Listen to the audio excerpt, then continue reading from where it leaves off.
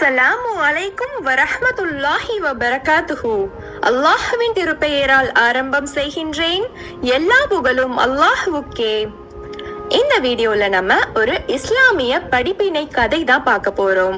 இன்ஷா அல்லாஹ் அப்படின்ற வார்த்தையோட முக்கியத்துவத்தை பத்தி தான் இந்த வீடியோல நம்ம பார்க்க போறோம். இன்ஷா அல்லாஹ். ரஹீம்னு ஒரு பையன் இருக்கான். அவனுக்கு அவசரமா பணம் தேவைப்படுது. அதனால அவனுடைய பைக்கை விற்கலாம்னு முடிவு செய்யறான். அது ஒரு நல்ல பைக் அப்படிங்கறதுனால கண்டிப்பா நல்ல விலைக்கு போகும்னு நம்பி இந்த முடிவுக்கு வர்றான். சோ அந்த பைக்கை விற்கிறதுக்காக மார்க்கெட்டுக்கு எடுத்துட்டு போறான். போயிட்டு இருக்கும்போது ரஹீமுடைய வீட்டு வாசல்ல தாவூத் அப்படிங்கிற ஒரு வயசானவர் நிக்கிறாரு. ரஹீம்க்கு தெரிஞ்சவர் தான். அவர் அந்த பையன் கிட்ட சலாம் சொல்லிட்டு எங்க போற தம்பி அப்படின்னு கேக்குறாரு. நான் என்னுடைய பைக்கை விற்கிறதுக்காக மார்க்கெட் போயிட்டு இருக்கேன். நான் வச்சிருக்கிற பைக்குக்கு டிமாண்ட், அதாவது தேவைப்பாடு அதிகமா இருக்கிறதுனால இந்த பைக்கை வித்து அந்த பணத்தை வச்சு ஒரு நல்ல பிசினஸ் ஸ்டார்ட் பண்ணலான்னு இருக்கேன் அப்படின்னு ரஹீம் சொல்றான். இதை கேட்ட அந்த தாவூத் அப்படிங்கிற பெரியவர் என்ன சொல்றாருன்னா, இன்ஷா அல்லாஹ் சொல்லிட்டு போ அப்படின்னு சொல்றாரு. அதுக்கு ரஹீம் என்ன சொல்றான்னா, எதுக்காக நான் இன்ஷா அல்லாஹ் சொல்லணும்?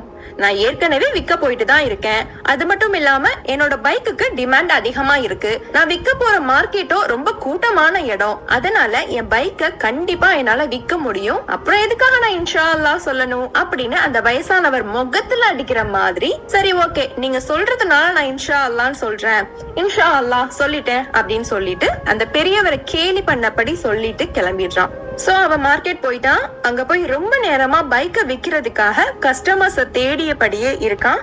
ஆனா அந்த பைக்கை வாங்க யாருமே வரல. சில பேர் பாக்குறாங்க ஆனா வாங்க மாட்டாங்க. அப்போ ஒருத்தர் வந்து அந்த பைக்கை பாக்குறாரு. பார்த்துட்டு நான் இந்த பைக்கை வாங்குறேன்னு சொல்றாரு. நான் ஒரு தடவை டெஸ்ட் பண்ணி பார்த்துட்டு வாங்குறேன் அப்படின்னு சொல்லிட்டு பைக்கை வாங்கி ஓட்டி பாக்குறாரு. ரஹீமோ அந்த பைக்குக்காக வெயிட் பண்ணிட்டே இருக்கான். நைட் ஆகுது, காலையில விடியவும் செய்து. ஆனா பைக்கை டெஸ்ட் பண்ண வாங்கிட்டு போனவரு திரும்ப அதை கொண்டு வரவே இல்லை. அதோட ரஹீம் ஏமாற்றத்தோட வீடு திரும்புறான். ரஹீம் வீட்டுக்கு வரும்போது ரஹீம தாவூத் பாக்குறாரு.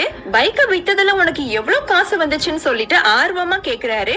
அதுக்கு ரஹீம் தலை குனிஞ்சபடியே அழுதுகிட்டே சொல்றான், இன்ஷா அல்லாஹ் நான் மார்க்கெட் போனேன். இன்ஷா அல்லாஹ் ஒரு தவறு என் பைக்கை வாங்கிட்டு போய் ஓட்டி பார்த்தாரு. இன்ஷா அல்லாஹ் நான் அவருக்காக ரொம்ப காத்திருந்தேன். இன்ஷா அல்லாஹ் என் பைக்கு திரும்ப வரவே இல்லை. அதனால இன்ஷா அல்லாஹ் நான் வீட்டுக்கு திரும்பி வந்துட்டேன் அப்படின்னு ரஹீம் சொல்றான். அதோட அந்த பெரியவர், நிறுத்து தம்பி நிறுத்து, என்னாச்சு உனக்கு, என்ன பேசிட்டு இருக்க அப்படின்னு கேக்குறாரு. அதுக்கு ரஹீம் சொல்றான், இன்ஷா அல்லாஹ் நீங்க ரைட்டு பெரியவரே அப்படின்னு சொல்றான். அதுக்கு அந்த தாத்தா என்ன சொல்றாருன்னா, நான் சொன்னதுக்காக கடமைக்குன்னு இன்ஷா அல்லாஹ்னு சொல்லிட்டு போயிட்டேன். ஆனா இன்ஷா அல்லாஹ் அப்படிங்கிறது சாதாரண வாக்கியம் கிடையாது. அதனுடைய அர்த்தம் அல்லாஹ் நாடினால் நடக்கும். அல்லாஹ் தாலா திருக்குர்ஆன்ல கூறியிருக்கான், நிச்சயமாக நான் நாளை அதை செய்பவனாக இருக்கிறேன் என்று நிச்சயமாக கூறாதீர்கள். இன்ஷா அல்லாஹ் அல்லாஹ் நாடினால் என்று சேர்த்து சொன்னால் அன்றி தவிர இதை நீர் மறந்து விடுங்கால் இறைவனை நினைவுபடுத்திக் கொள்வீராக.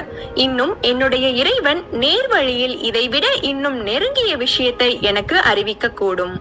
இந்த கதையில இருந்து நாம என்ன புரிஞ்சுக்கணும்னா, எந்த காரியம் செய்யறதா இருந்தாலும் இன்ஷா அல்லாஹ்னு சொல்லிட்டு தான் செய்யணும். ஆனா வாய் வார்த்தையால மட்டும் சொல்லக்கூடாது. மனசார அல்லாஹ் மேல நம்பிக்கை வைத்து அல்லாஹ் இந்த காரியத்தை நல்லபடியா நடத்தி கொடுப்பான்னு நம்பி இன்ஷா அல்லாஹ் சொல்லணும்.